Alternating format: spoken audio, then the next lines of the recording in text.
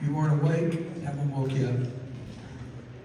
All right, the next one we'd like to do is a hymn, Be Thou My Vision.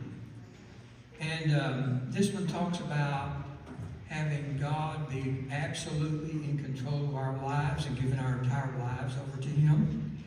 And for those of you that have salvation in your life through Christ, this is just a prayer and a reminder of how we should live our lives.